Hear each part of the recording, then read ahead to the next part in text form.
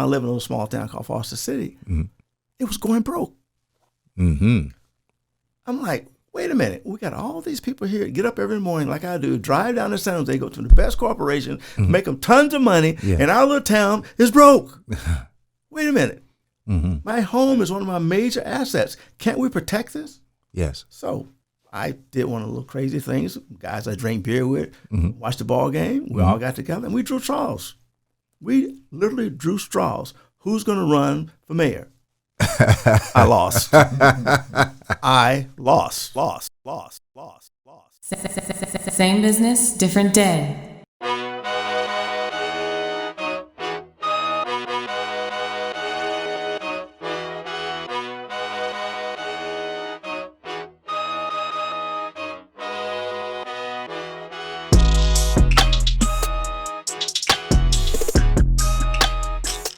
Good afternoon and welcome back to the Same Business, Different Day podcast.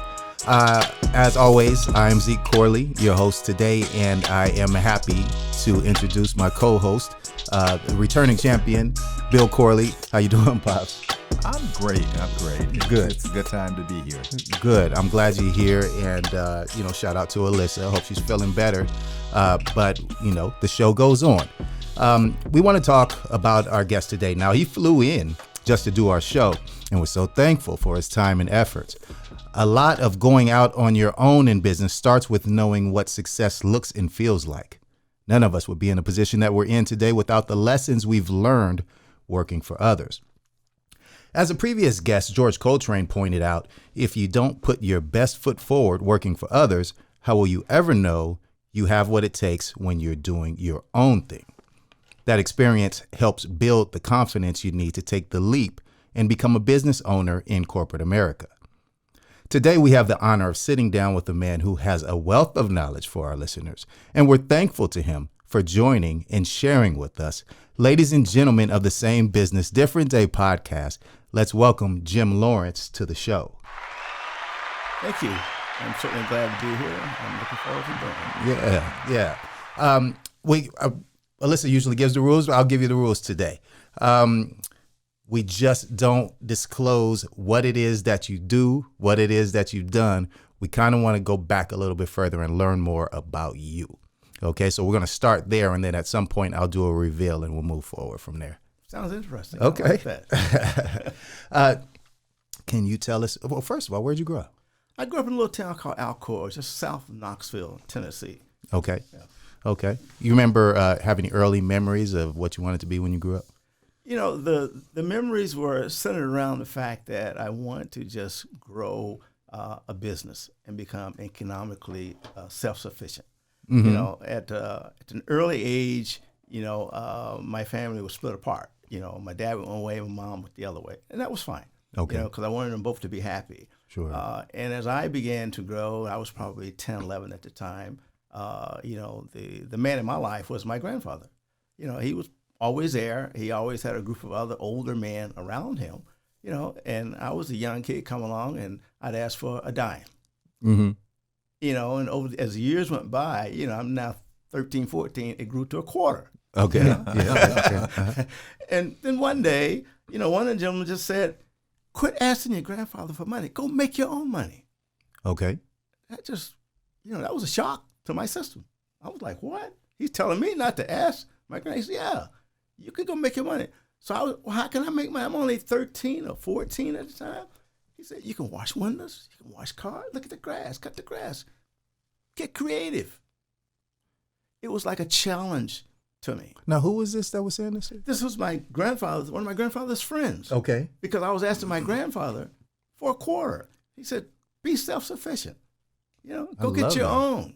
You got that early on. And it was a challenge to me more than anything. And, I was all of 5'5", 5'6", maybe 110 pounds. Little skinny guy, But, I felt big, I love it. I just felt big. Mm-hmm. And so he challenged me, and I said, he's right. But I still had to think about it. It wasn't to jump and go do this. It took me a while, but yeah, I came around. But you were a good listener. Go ahead, Bob. Now, Jim, if I recall the story, I've heard the story before. Uh-huh. If I recall the story, I don't think you actually did the work, did you? Well, what I did was as I started, well, for your audience, what I did was I started cutting grass. Everybody wants the grass cut once a week, you know. And my grandfather loaned me the lawnmower, so I would cut the grass. I was tired. Jim, did you push the lawnmower? Well, I did the first couple of times, and then I recognized quickly that just wasn't my strength. I didn't bring that to the table. Only So 110 pounds. everybody was looking for money because I certainly had money. $2 in it at that day per yard was a lot of money. Okay. Absolutely, son. So something just dawned on me that if I could hire a couple of guys to cut the grass and I go get all the lawns, we share at 50-50, I wouldn't be this tired and sweaty. You know? But it didn't dawn on me that I was doing anything great now. It's just that I didn't want to do the physical work, you know? And from there, it was like, okay, you can make money by teaching people to make money. That's right. That's all I did. And then I just graduated from there because, as I said, he challenged me to get my own. So I went from there to a Kroger's, which is like a Safeway here. You know, I carried out groceries. And there I learned that, you know, it's the how you look. It's how you communicate with people. Sure. To me, it was always Mr. and Mrs., et cetera. Let me help you with that. And I love when it rained. I had my own umbrella. I'd walk you to the car. Okay. Those days, to me, were very profitable. You know, one, from dealing with people, and two, and making my own. That's right. So I just grew from there. And it got to be a habit more than anything. It's to me, it's nothing like having your own. Certainly. And I can believe the part about taking the groceries out, and I can believe the part about the umbrella. You didn't try and solicit someone to carry out the groceries.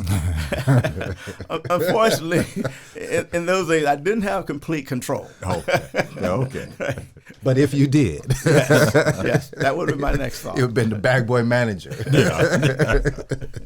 Did you have other mentors other than this gentleman? I mean, this gentleman seemed to have a good influence on you. And like I was saying before, you are clearly a good listener. So I'm sure when good advice came your way, you seem to be picking up on it. Well, it did. The other thing that I noticed, too, that these gentlemen they had worked in this alcohol aluminum plant for a long period of time. That was pretty much the only jobs available. But there was one guy across the street from my house that went to work every day with a shirt and tie on.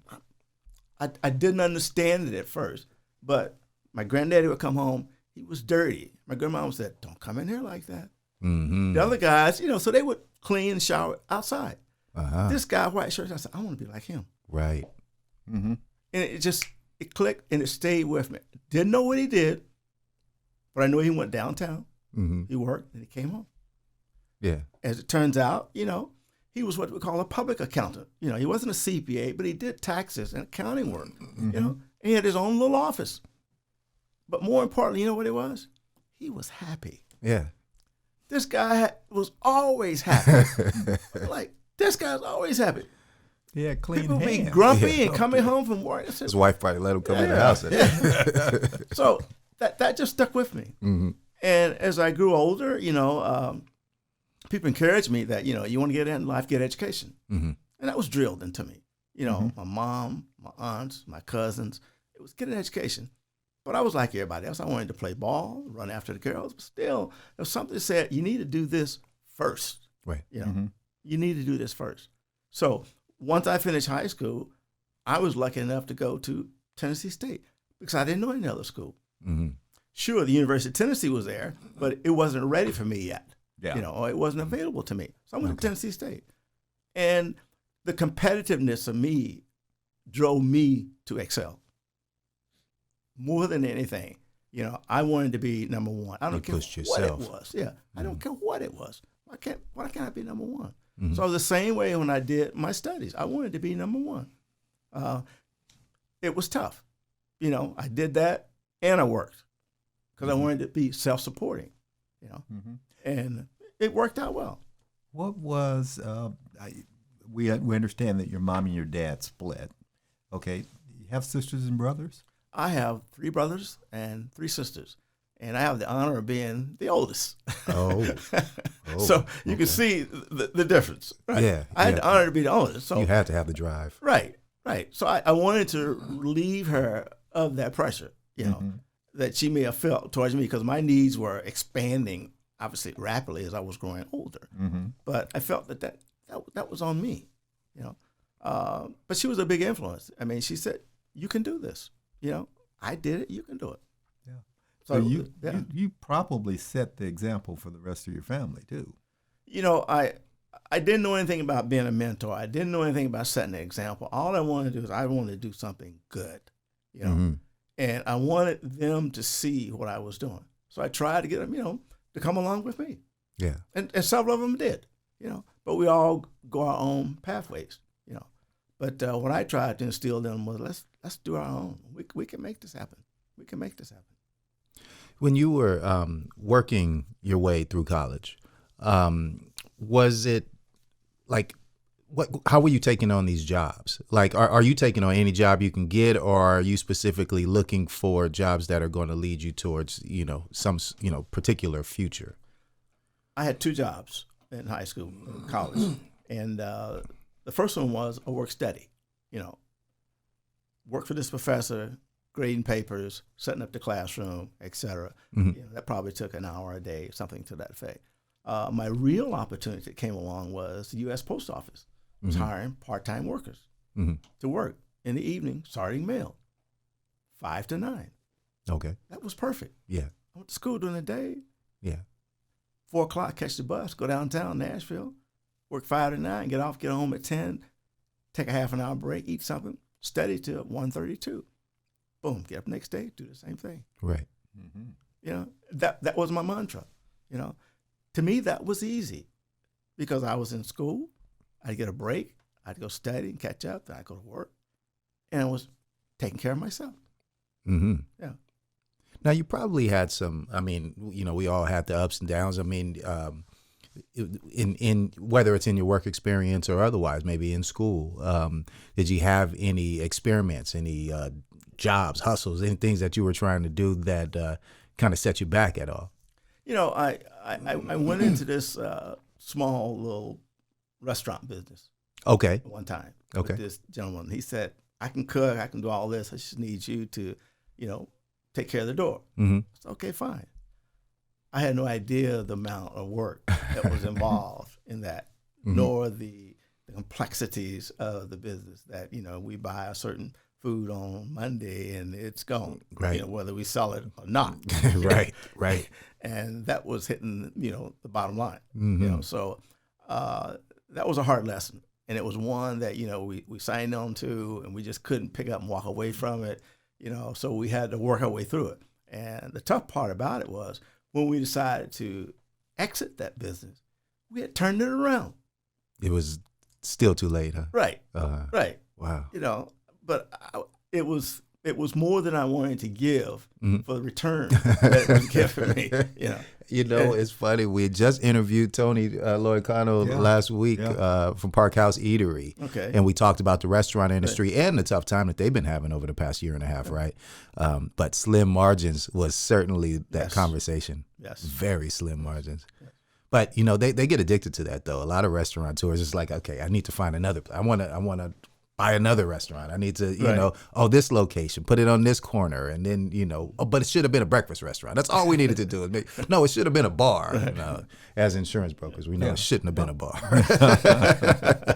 But you know, there's a certain amount of magic in that too. I mean, once you finally figure out how to make it work, then you have to duplicate it. You have to go on and get another one, wouldn't you say? Ignoring squeals and warning lights on your car is not a good way to lower the cost of owning it. And going without essential business insurance is not a good way to save money in your business.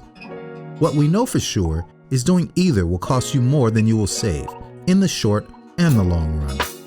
With YourInsurancePlace.com, you can trust a specialist to help maintain your cars and avoid major expenses. Business owners should look to business insurance specialists when it comes to finding competitively priced, quality insurance coverage for their businesses. At YourInsurancePlace.com, we specialize in workers' compensation, general and professional liability, employment practices and cyber liability, property owner policies, and bonds for most types of businesses. YourInsurancePlace.com knows that we can help. If you're uncovered, need to lower the cost of your current insurance, or need better coverage, we can help. YourInsurancePlace.com has been helping businesses for close to 40 years. If you need a quote on your insurance, call us now at 858-569-8100 or find us at yourinsuranceplace.com. We are business insurance specialists ready to help. The Film Hub is the future of co-working right in downtown Vista. Get energized to go to a safe work environment that is clean and sanitized. Create video content, live stream events, and all of your marketing material in our audio and video facility. Come and visit us at thefilmhubinc.com. Introducing the Ramona Valley Gnome Trail Scavenger Hunt. The gnomes are coming and turning San Diego County wineries into an unplugged village. Look for gnomes hiding out and clues about the wineries posted on their tasting patios for the month of May. Everywhere you see a gnome is a good place to unplug and unwind. Spot all the gnomes, solve the clues, and enter a raffle for a chance to win a prize. Sign up for this free event and get your first clue at www.unpluggedcollaborative.org. The San Marcos Chamber of Commerce is the voice of business in San Marcos. With over 50 years of service to the community, we continuously evolve to meet the needs of our members and help solve problems. Our strategic plan is based on 3 pillars. Advocate for our members and small businesses. During this pandemic, we have participated in letter-writing campaigns to the governor and have made statements during county board meetings, city council meetings to help businesses open while following health and safety protocol. We continue to work with Cal Chamber to oppose job-killing bills, and we also take stands on propositions that we support or oppose depending on how it affects our small businesses. Another pillar is promoting San Marcos through special events such as festivals, farmers market, Taste of San Marcos, and most recently, candidates forums for the school board elections and also city council. The third pillar is we also provide valuable resources for our members through webinars, networking events, as well as access and introductions to people that will help your business thrive. For more information on the San Marcos Chamber of Commerce, please visit our website at sanmarcoschamber.com. I would say that because I've always believed that, if you look at a business, and I look at a business standpoint that, 1, what problem does it solve? 2, will it scale? And then 3, probably most importantly, can this team deliver on this promise? That's right. Because in the end, that's all it is. And what I encourage people is that I looked at myself that same way. When I graduated, I wanted to be able to go in and produce a positive result for the person that I work for. That's right. And challenging enough for me was when I started to work, major corporation, very few people to look like me. Okay. So that was another challenge. Sure. But taking on that challenge, I felt like, okay, we're equal part. We're starting at the same game. Let's see who wins. And it was a challenge. It was fun. I had 5 guys that started the same day I did. And I said, you guys are going to work for me. They laugh. I love it. They laugh. Yeah. 18 months later, They were working for you. they work for me. They work for me. So I've always had this push. Yeah. Just a push. That's all it is. Now, I can get lazy, but I always had a push. And I always believe that the game is won from the shoulders up. That's right. Remember, I was just scrawny, little 5, 6, and 7, 120 pounds. I couldn't win like that. That's right. I had to think of another way. The game is won from the shoulders up. I love it. Right. I love it. Now, this wisdom that everybody is hearing now, it's coming from somebody who can back it up. And so let's get into the reveal here, okay? A major player as a chief financial officer of Expertus Incorporated, a managing director of Hill & Lawrence, LLC, a senior vice president and chief financial officer of AdForce Incorporated, a publicly traded organization, also served as a controller for Intel Corporations, but he's not just worked on improving businesses, but cities. Jim is also the former mayor of Foster City, California.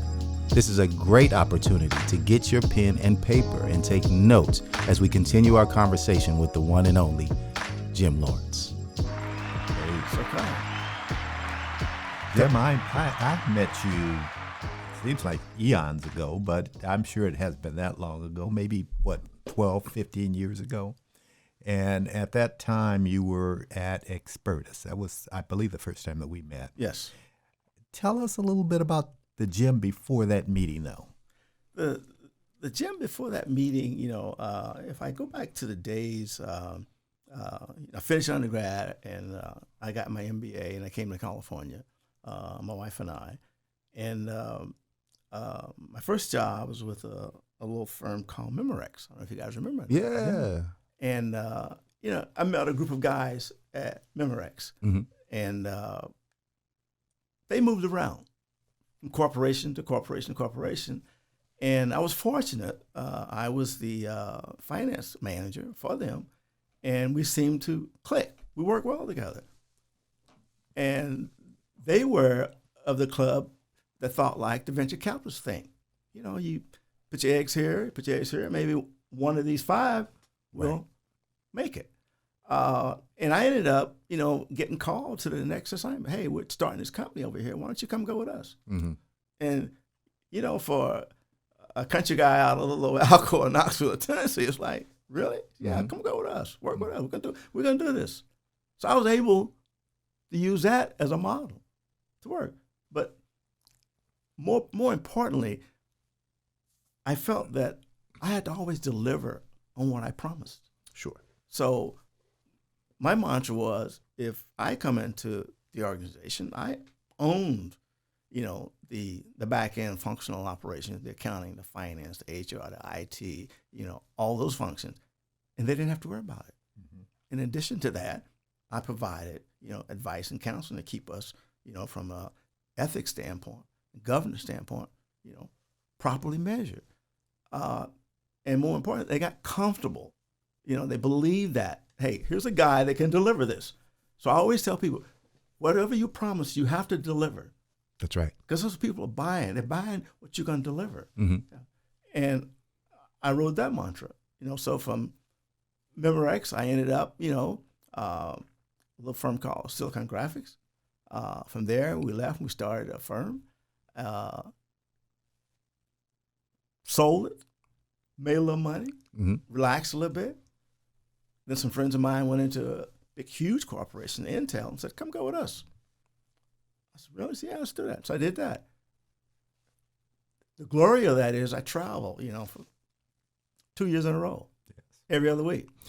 You mentioned just moving to California and all, but think about, I want people to really understand what we're talking about. We're talking about the Silicon Valley. And if you just think about like these corporations that we're talking about, I mean, you actually got to see like a lot of the rise, right, of Silicon Valley. You were a part of this. What was that like? Exhilarating. Yeah. If I use one example, would have been SGI. I joined SGI. I was in the first 100 employees. The stock went public. I looked up when I left. The stock was at $50 a share. Mm-hmm. And every month, every quarter, it was just growth on growth on growth. Mm-hmm. We couldn't get enough people. We couldn't get enough supplies, et cetera. It was that way for the entire time I was there. It was just a wonderful ride. And then you want to repeat it. That's right. You want to repeat it. You grow it to a certain size, you cash out, you want to repeat it. And that's what I did. I just kept doing that. And even today, I was explaining to the people that manage this organization that, me and 2 other guys are starting our own little venture fund. Mm-hmm. They were small, but, we'll put a sizable amount in. And I look at early stage and early angel funds, to get them going. Mm-hmm. And let the other guys come along and take them and make money. And I encourage all of us to do that. That's right. Because you're investing in yourself. Yes. Really, you're investing in yourself and investing in your future. Because one day we're going to get to a point where we don't want to do this full time anymore. Mm-hmm. As Bill said, I met him, 10, 12 years ago at Expertus. I did that for a 10-year ride. And finally, we cashed out of that. And now I can just virtually do anything I want to do. And it's just so nice. It's got to be nice. We could all be so lucky. There had to be a lot of competition, though, in those days, though, right, in the Silicon Valley. I mean, because everybody was kind of reaching for that same pot. And that's the beauty of it. The competition drove you. but I'm a big believer that teams win. Okay. You have to get with a winning team because anyone can come up with the idea just like your idea. It's the execution of that idea. And who executes? Teams execute. Beautiful. Teams execute. So I've always believed in that. And I've always drove myself to be a member of the team. Yeah.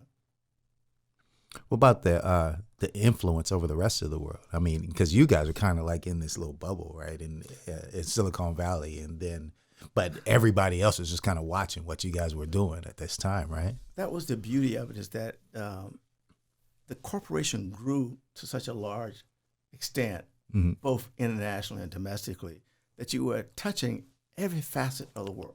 Right. And I really enjoyed that. Enjoyed that. But then locally I look, and as you guys know, I live in a little small town called Foster City. It was going broke. I'm like, wait a minute, we got all these people here, get up every morning like I do, drive down to San Jose, go to the best corporation, make them tons of money, and our little town is broke. Wait a minute. My home is one of my major assets. Can't we protect this? Yes. So I did one of the little crazy things. Guys I drank beer with, watched the ball game. We all got together and we drew straws. We literally drew straws. Who's going to run for mayor? I lost. I lost. The city won. The city won. I lost. So what did I do? I looked at it just like a business opportunity. I got a sales guy, a marketing guy, technical guy, etc. So after I won, we went into the city. We totally reorganized it because I knew it was a short-term assignment for me. I did it for 4 years, but I'm happy to say I left it 200% better than when I found it. That's great. I found it. But the same concept, build a team. The guys I brought in said, hey guys, this is what we need to do. They knew what to do. And we built it and grew from there. And the city survived. Today, the city's sitting on a ton of reserves. I love that. I love that. And I like the way that you paralleled that with business. That's amazing. A lot of people don't look at things that way, but you had that experience. So then what happens with the difficulties that, politicians face, like in predicting issues? Like there are other things, like you can't just throw Band-Aids on, broken limbs, right? So you got these big issues. And I know the city might have been small, but, and these examples aren't exact, but, World Trade Center, Katrina, COVID, the things that happen in cities, how stressful is that for a mayor of a city? From the standpoint of you're always trying to stay ahead of things. And also you want the city management staff to constantly keeping you apprised of things. And I believe in collaboration. There's a number of other cities, organizations that we have to collaborate with in order to make sure that we're on top of things all the time. But from a mayor's standpoint, I found it exhilarating. I mean, you're responsible for 30,000 people. Right. Yeah. Hey, that's pretty good. I like that. 30,000 people. Yeah. So from that standpoint, I enjoyed it. Yeah. Now, my daughter didn't. I mean, she was 7 years old at the time. She said, we can't even go to the grocery store. Somebody's stopping and talking to you. But, it was exhilarating. I said, but that's 30,000 people we're responsible for. She didn't understand that. Sure. But now she does. She says, wow, how did you do that? Yeah. I said, I don't know myself. Jim, you worked with, as the mayor, okay, you worked with a lot of different committees. How did you get people to work together? Bill, to start from standpoint that I'm a control freak, and I'll be the first to admit that. But from a control standpoint, I wanted to have an influence throughout the county. So there were several key organizations, CCAG, et cetera, to name one, that really was a gate to me getting funding for the city. So I wanted to be able to influence that and get our proper share of that. So the way to do that, like I do anything else I want to get involved with, I personally go and find out about it. How do I get involved with this? What are you doing? Why are you doing it, et cetera? So I made those forays. The problem that many of us had was that we didn't have that drive or ambition on the staff to go out and look for that, to understand, you want to be successful. What makes you successful? Yes. What's preventing you from being successful? In this case, it was the city. Why is the city not being successful? Because they're not getting their fair share of the state revenues. because they're not getting their fair share of county revenue. So you got to understand where that's coming from. How does that process work? But more importantly, you dedicate yourself to win. You got to decide, what is success? Success in this organization was turning the city around, getting them on a sound financial footing. Right. So that's success. So I wanted to drive towards that. So my first goal going in was, what is success? Why are you doing this? Have a passion for it. Okay. And above all, want to win. Right. Yeah. Today we look at what's going on in these cities, and they're having all kinds of problems with their police department. And how do you deal with what's going on today in the cities? It's challenging because I, for one, don't believe that the popular phrase is to defund the police. The proper phrase is reform. Sure. The proper phrase is that over the years they've taken on responsibilities that they shouldn't have taken on, right? Because city leaders, government leaders allowed them to do this. But the paradigm is changing. It won't change overnight. I certainly think it's beginning to go in the right direction, but I've been surprised before. But more importantly, we need strong leaders. We need strong leaders. We as Black and brown people have to get involved. We typically don't get involved enough. In my city, there's been one Black mayor. Who? Me. No, why should it be? I've been there 30, 40 years. Why shouldn't somebody else be there? We have to develop those organizations that train, nurture, and mentor these guys, that these opportunities exist. Right. Let me give you an example. A city manager today makes $250,000 or more. A city manager. To get to that level in corporate America, it takes a while. Right. So what I'm saying is, there's a number of opportunities if we take and nurture and develop our young, like everybody else does. We have to do more of that. And I say today in San Mateo County, where I live, we're not doing enough. We're just not doing enough. You probably had a lot of influence, though, as well on the businesses in the area, right? Like you said, what's the measure of success? But you got the businesses, you've got education, you've got youth employment, you got so many various things that are involved in being in politics and being a mayor of a city, regardless of the size of it. What's it like? How do you have that type of influence? How do you work with that type of influence? Because they need you. Clearly, right? It's understanding the levers to make a community work. You have to understand all the levers, and you have to have a will to drive them. Right. Everybody comes to you with a different program, a different plan, et cetera. Well, how does that fit into the big picture? Yes. How does this make A and B better than C over here? How does it get us from here to there? You have to be able to ask those tough questions. Yes. And a lot of times we don't ask those tough questions. We just take it for granted and we believe it. It's like somebody said, trust but verify.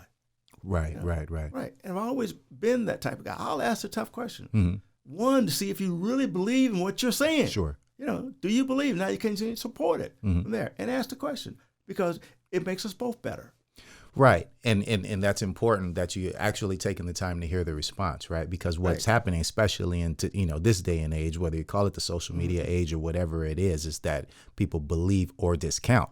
So it's not even really trust and verify. It's like, I either like you or I don't, and I might not even take the time to find out what you've got to say about it. You know what I mean? And that's the challenge with today's technology, is that everybody gets it right away, but they don't get the complete story. Right. They get what you sell them or what somebody else sells them. And that's the downfall of that. So I always take that and I look at that, and my first question is, why does he believe what he believed? What's really driving him to believe that? And do I believe what he believed? And it goes back to trust yourself. Right. A lot of us don't trust ourselves, and it's okay to fail. Believe me, it's okay to fail. Yeah. Because every time you fall, you learn something. You get up. That's right. It's not how you fall, it's how you get up.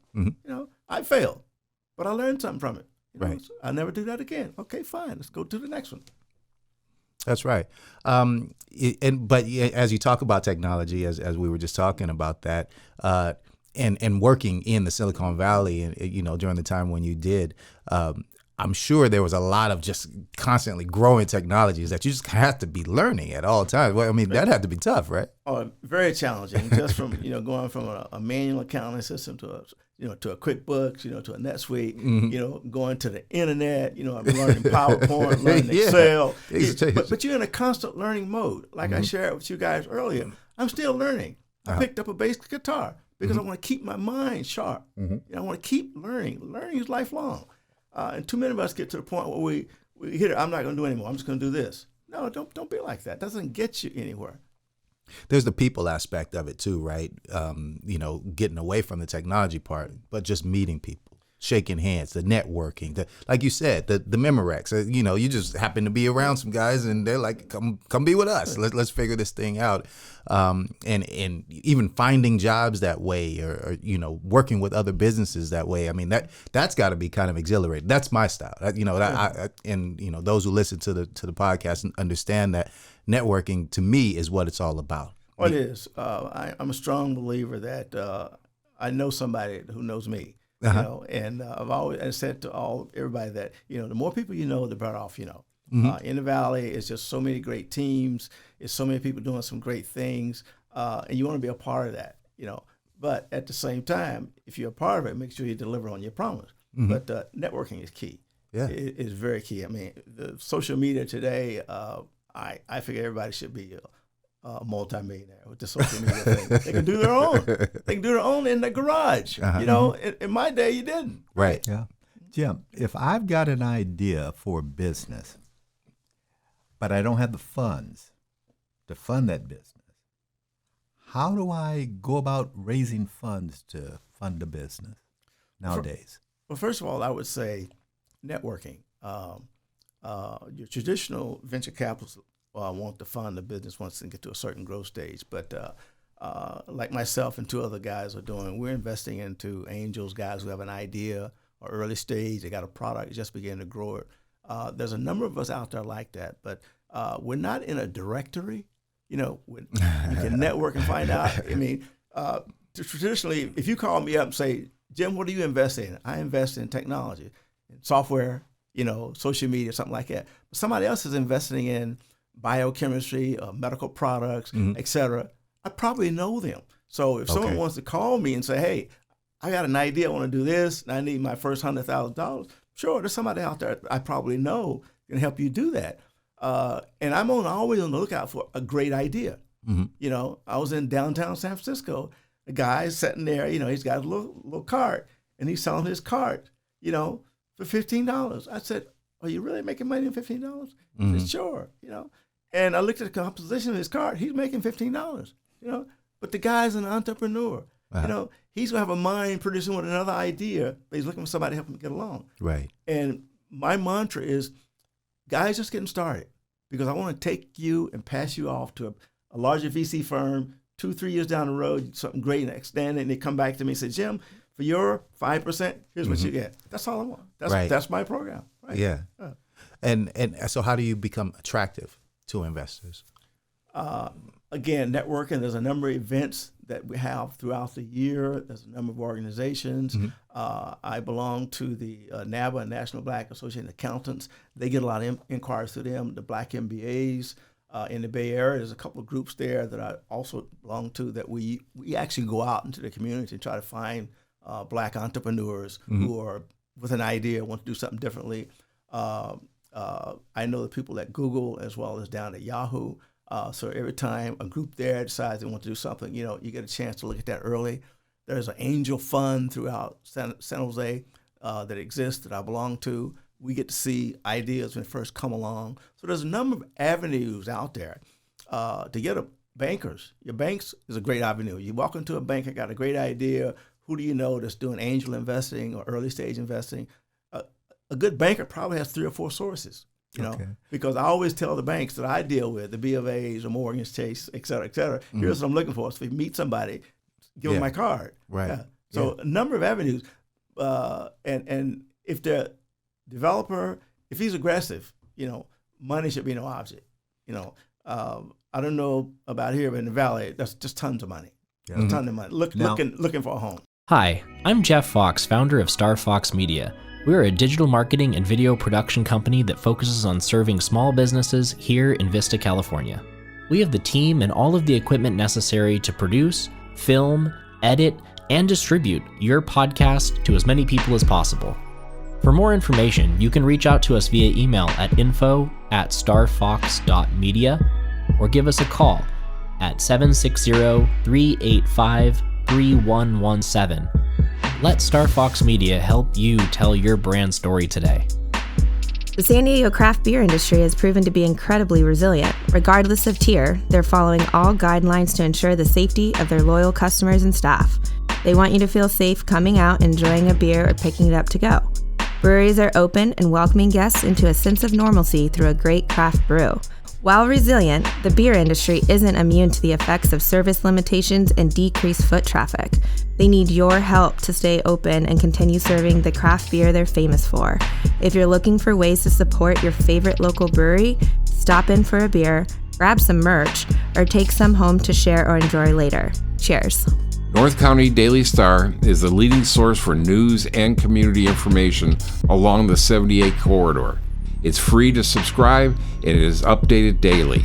Look for us on your mobile device or computer at ncdailystar.com. The Vista Chamber of Commerce is a proud supporter of the Same Business, Different Day podcast. We support our business members with promotion and marketing, business referrals, educational opportunities, workforce development, and advocacy. Check us out online at vistachamber.org. Now, should a person who wants to go into business but doesn't have all the money that he needs, should he approach banks for funding, or is that a good idea? You know, banks have their regulations that they can lend only a certain credit worthy, et cetera. That's where they need to find an angel investor. Give you an idea of mine, a guy that I know down in Sunnyvale leased out 10 of these spaces like this because he's a barber and he has a following. And in his shop in Mountain View, he had 4 ladies that were leasing, the little sections around there. So he leased this one bottom floor of a building, and he leased it out. He's renting out to them. So we invested $50,000 to help him get that going. Okay. Yeah. So we will push out to small business. We call them mom and pops to get them going because there's a number of them out there. That's right. There's a number of them out there. We have another gentleman over in Redwood City. He's looking at one of the chains, trying to think of it, and they want $250,000. Mm-hmm. He has to have $250,000 liquid capital in order to go forward. Mm-hmm. So we're dancing with him to see if we're going to invest in that. Okay. It's a little dicey, but certainly want to help him out. Lovely. So now, when we talk about you mentioned businesses that, first of all, you fail and you learn from that, right? You fail to succeed, right? But then there are some that are just starting out. They're trying to figure it out. And how do you speak to those folks and say, not to give up? How to run bare bones until you become successful? How do you keep things, tight until you make it to where you're trying to get to? The advice I give is, one, you need to get somebody who's done it before to advise you so you don't get too far down the path, before, you really economically hurt yourself. Sure. 2, there's just many funds or organizations out there that you can reach out to that will support an entrepreneur with an idea just getting going. A friend of mine just got funded by Coca-Cola in Atlanta, and Coke gave him $50,000. He has a great idea just to get it started. Now, once he gets it to another level, possibly fund him again, or they introduce him to somebody else, go from that standpoint. Yes. But there's a number of organizations out there that are set and ready in place to fund you, to help you get going out there. So it's the aggressiveness, the networking, the talking to people, and don't be afraid to talk to people. Tell people what you're doing. Somebody will come back to you and say, I knew about somebody want to invest in you. Yeah. I think that's good advice right there, because that's probably very difficult for some, because some folks are so worried that they're going to get their idea stolen, right. talking too much, right. Putting themselves out there. And you're saying, don't be afraid to Don't be afraid. Yeah. Because if you have the idea, 9 times 10 somebody else has that same idea. It's the one who can execute on the idea. That's right. I mean, a lot of great ideas around. I see ideas every day of the week. Yeah. Can you execute on that? Yeah. No, you can't execute on that. Right. Jim, you mentioned that you're part of an angel funding group. What happens if I get money from you and get started with an idea, and the idea goes south? Do I owe you? Do I have to pay you back? Are you looking for your money back? Or? No. The way the angel group works is that an entrepreneur comes in and pitches to the organization, and they will all invest. You can either 1, 2, or 3 angels can invest at the same time.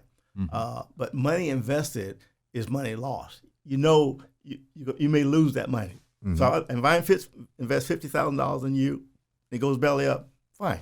I just lost $50,000. That's why I invest a little in a lot. Sure. So if one goes, it covers the losses of all the others. Yeah.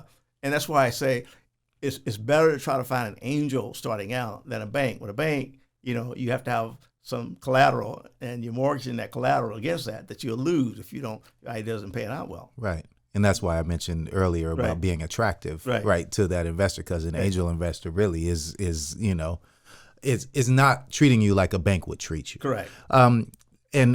So speaking of banks, one of the things that I wanted to bring up to you was about that a lot of folks nowadays with the COVID relief and so forth are looking for these SBA loans. And I wanted to know what you could tell us about them, what you think about SBA loans, and how that actually treats those businesses overall. The SBA loan, in my opinion, is a long process, depending on the bank that you work with. Some banks will front you, as they call it, the funds before the SBA loan is complete. But SBA loan is a long process. It's political in nature. I've never been a great fan of it. I know some people have used it to their advantage and gone forward. But coming from the Valley, I've always been in the angel, the venture capital, the early stage. It's too much money there to even look at all the regulations that come with an SBA loan. So not a fan of it at all. Okay. Now, Jim, do I have to have a novel idea to go to an angel investor, or can I maybe have a great liquor store I want to buy? And well, a typical angel investor, if I use myself, the typical angel is not interested in a liquor store, because you can't scale that liquor store without building another building and somebody else to work it, et cetera. An angel investor like myself wants something that you can go to sleep at night and it's making money while you sleep.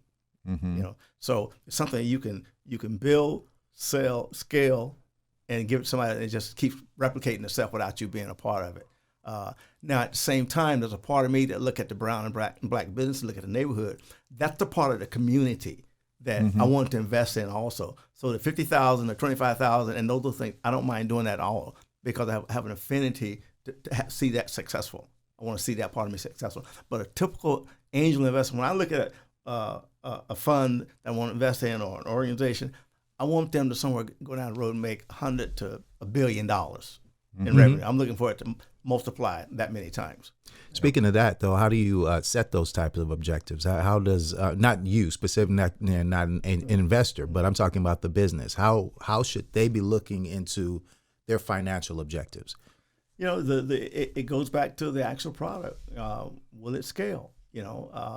I go back maybe define scaling. Scale is being able to grow bigger and bigger every time someone touches it. So let's take, for instance, Intel at one time had all these chips, and every year the computer market would just grow and grow and want more and more chips. So Intel just scaling bigger and bigger. When I got there, it was $30 billion. By the time I left, it was $50 billion in annual revenue. So it just keeps growing and growing, because the appetite for that product is such big. So you want something that will scale like that. You want a product that everybody wants. Yeah. Take the iPhone, for instance.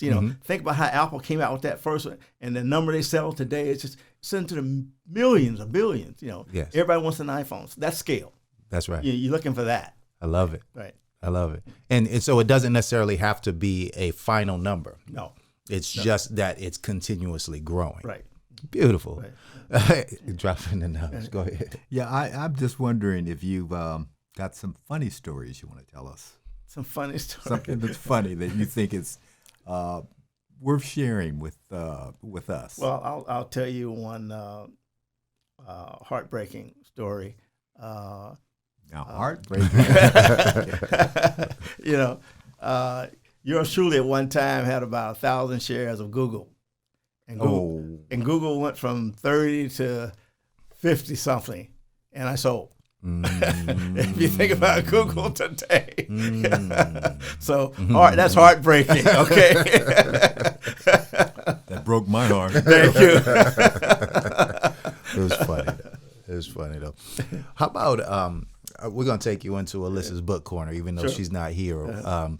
She always likes to get a good book recommendation, and I can imagine that you may have one or two that you can recommend to our listeners. I'm reading 2 books today, and I'll say that I like to see both sides of the coin. So I'm reading a book by Don Lemon, his latest bestseller on the New York Times bestseller list. Then one by the former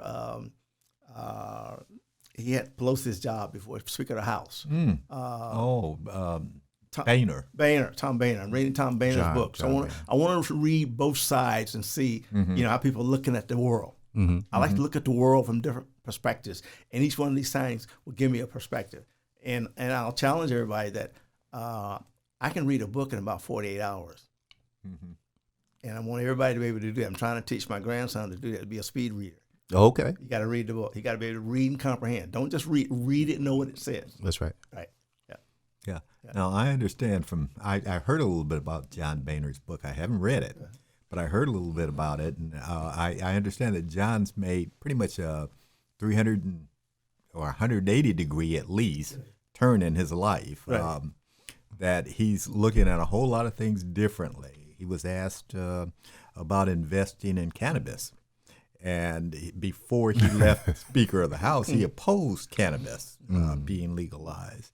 And now he's saying that he's on the board of cannabis companies. Is that right? And yes, and investing in cannabis companies. So the next question for him was whether he was smoking cannabis. And he said, not yet, but he didn't put it past. It's interesting because people's views and their perspectives do change over time. Sure. But it's always to understand where they're coming from, because you're going to meet someone with that same view and you know how to deal with them a lot better. So I read a book from that perspective, and all of us want our way to be the way. Right. But the world's not made up like that. That's right. So I think the best person is to understand always, be able to deal with all situations. Because if you're of one particular persuasion, you're going to have a challenge all the time. Yes, sir. Right. Yeah. The nonprofit sector, I know you spent some time in it. Maybe you even work with folks who are, have nonprofits of their own. What is your experience in the nonprofit sector? And what do you think about, some of the nonprofit organizations that you might be around and involved in? Some of the nonprofits I think are doing some great and wonderful things. Well, essentially all of them are. I think they can be better structured to get a bigger bang for the buck, for the dollar. It's such a divided, little diverse cottage community. There's a nonprofit for everything. I'm looking at homelessness now in San Francisco. There's a board I may join there. They're looking at homelessness from a holistic standpoint. From the time what makes a person become homeless, what pushes them out there, how they get them back in there, how to understand, how to get them back into the system, etc. But there's just so much fragmentation in the nonprofits, and we throw billions of dollars at it, and really it's not a dollars problem. It's going to take some human interaction in order to create a solution for that particular problem in our society. I like that. I do too. In terms of, again, I want to take you to problems that mayors face, okay? What do you think, besides the police department and the mess that we've got going on there, if that's the way you want to look at it, what do you think are some of the major hurdles that cities are facing and mayors are facing today? The biggest challenge you're going to find is that throughout the U.S., the control organizations, the mayors, the city councils, et cetera, don't reflect the community. As long as you have an organization that doesn't reflect the community, you're going to have push and pull on both sides. And that's the same thing in the Bay Area. Those city councils and mayors do not reflect the community, and the communities are changing, and they need to learn how to change and adapt with them. Everything tells us in 10, 15 years, the Black and brown community is going to be the largest segment of the population here, and everyone seems to fight that in their own way, rather than begin to work and adjust and learn what that means, if it means anything, and learn how to work that. But the biggest thing I see is that city councils, mayors, county superintendents do not reflect their communities, and it's always going to be an issue. That's not a good thing. Yeah. Yeah, and I mean, and it takes a lot to reverse that, right? It takes a long time to reverse that. Yeah, and I've talked to some of those individuals, and they're, to put it mild, ingrained in their way of looking at things, and it's very difficult to change them. But that means that we have to become more politically active, to participate more into community events. I mean, little things like planning commissions, little organizations, being on the school board, we don't participate. Those things have an impact on our quality of life. That's right. On how we're treated, how we're looked upon, and we need to participate.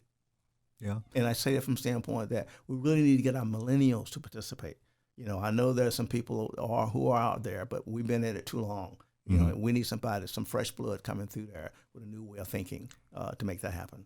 Okay. Now, and I buy that part about the millennials and the fresh blood, but I also look at the people such as yourself who have already been in the political process. Would you give consideration to returning to politics? I would give consideration to being a mentor or serving somebody's. I used to have a kitchen cabinet that advised me on how to do things, what we're doing, et cetera, et cetera. I'd be more amenable to doing that. At this point in my career, I don't want to lead. I want to advise. Okay. I'd rather advise. I think I'm stronger in that respect. I have more impact by being there. Yeah, a leader has a box around him in so many senses, but an advisor doesn't. Yeah. Okay. Could you be drafted? I could certainly. I would think about it, but more likely not. You still got the smile in the face. You can be the face. You can be the face of the organization. You can do it again. So this is a rhetorical question, clearly, because I've been talking to Pops for years about retiring. We have a business together. We've been working together forever, right? He's been working nonstop ever since I've been growing up around him, and but it just doesn't seem like it's in the cards. He's got that drive, I think, a lot like what you have, and he's always open-minded and hearing new ideas and new things, and like what we've got going on today, right? So it's hard to really ask the question, what's retirement like? Because it sounds like you're not even anywhere near retirement. Well, I am. I left the corporate world, so that's the definition of retirement. Yeah, I enjoy that. Retirement right now for me personally is. Well, I'm going to use that definition. I'm not in the corporate world. I'm not in the corporate world. Okay. But just having the time to spend with my grandkids, 2 are seniors this year, getting ready to go off for their first year in college, and then the other ones are coming up along, and be able to spend some quality time and understand where they are in their life and provide a little input and some things to think about, some food for thought. Yeah. I didn't have that growing up, so I wanted to give that to them. So I'll send them an email. I know they like an email, they like a little text, and you can say little things but you don't know, but you're influencing them. They're thinking about it. I love it. That's fun. That's fun. Now, once this pandemic lifts, certainly I'll get back into traveling, see some more friends, and get involved with some more organizations. And I mentioned earlier, I'm just about to get involved in this homeless project in San Francisco. So short term, that's what I'm going to look at. Longer term, I have no idea. I'm open to new ideas, like Bill is. I'm open to new ideas. I love it. Well, we want to ask, what does a show like this mean to you? A show like this it allows people to hear and feel and see something real that's unrehearsed, that's just natural, that happened. And maybe it shares and tells you a few little things about your life, which you can look at differently. That's the way I look at it. I mean, when I came along, I like to talk to old people. Okay. I like to talk to old people. That's right. I didn't know why. Somebody had told me, talk to old people. You learn so much. You learn so much. And I think that's one of the problems we have with our millennials today. They don't listen. They fed so much that's rehearsed, et cetera. This is unrehearsed. This is the way it was.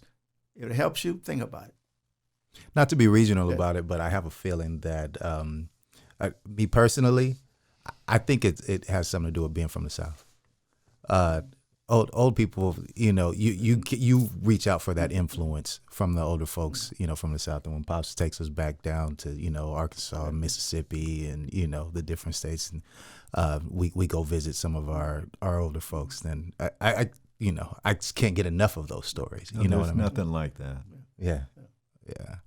So again, not to be regional, I'm sure that happens some other places as well. Sure. But okay, so we're gonna go ahead and outro this, Jim. This was a great conversation. I want to say a few words though, because one of the things that I say when I'm around some of my guys, and a lot of my guys are in the Bay Area, right? And so we sit around sometimes and we break bread together, right? We sit around and we eat and we have great meals and we talk and drink and just have a great time.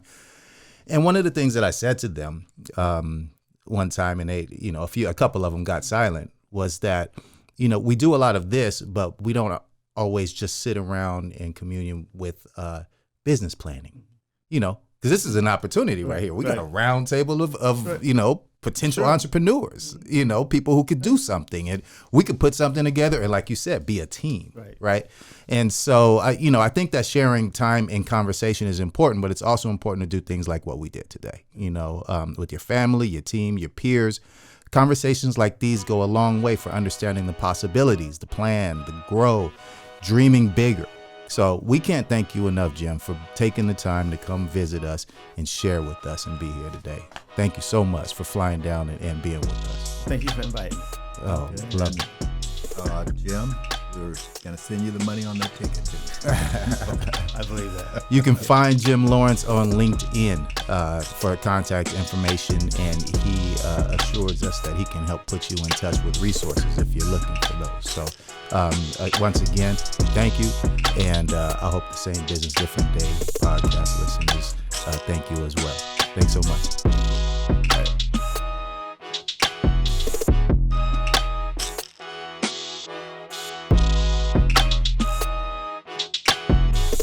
Thank you for tuning in to the Same Business Different Day podcast. Special thanks to StarFox Media for video production and James Russell on music production. Please like and subscribe to the Same Business Different Day podcast on Spotify, Apple Podcasts, YouTube, and wherever you get your podcasts. Same business, different day.